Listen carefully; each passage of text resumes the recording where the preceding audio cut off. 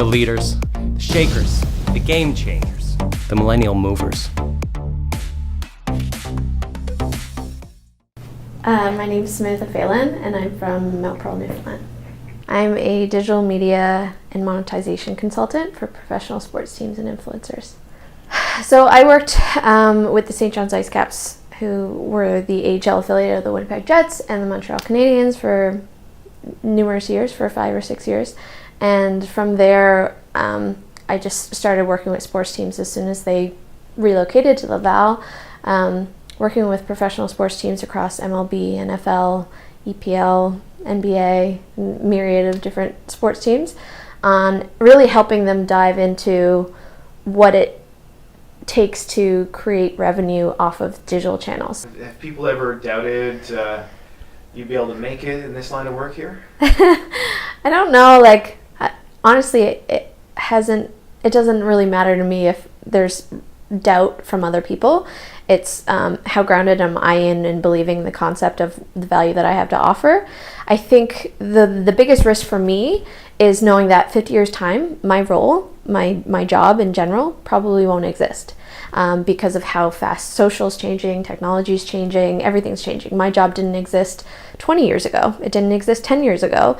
And I think that it's very realistic to be constantly thinking about the fact that it's probably not going to exist 10 years from now. It's going to look different.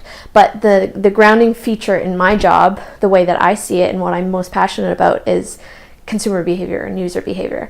And I know that people's attention from a brand perspective, or just in human nature of wanting to be seen and heard, that is always going to be something that you can capitalize off of in some way.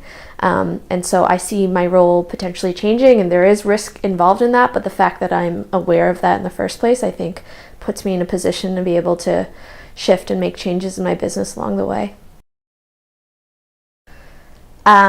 Pros, how connected you are, and how, I'll sort of say trendy in that right now, I think there's a lot of companies and a lot of brands who are really putting an emphasis on social media, and so your intel just is worth a whole lot more, even than it would have been 10 years ago or 10 years from now. I think the biggest risk, in my opinion, is how connected you have to be to stay on top of it. I think it's a 24-hour industry, and you have to be very connected when you work in this business. And I just did a TED Talk on this, but I think there's a lot of mental health issues that are correlated with social media and usage around social media, and I think it can take a really hard toll on people having to be so connected in order to be on top of their game for this. You kind of touched on it there, but how does it add to society? I think the connection in general is great. If you look at recent events, I just wonder if you had things like Twitter back in the days of any of the most devastating things that have happened in our history.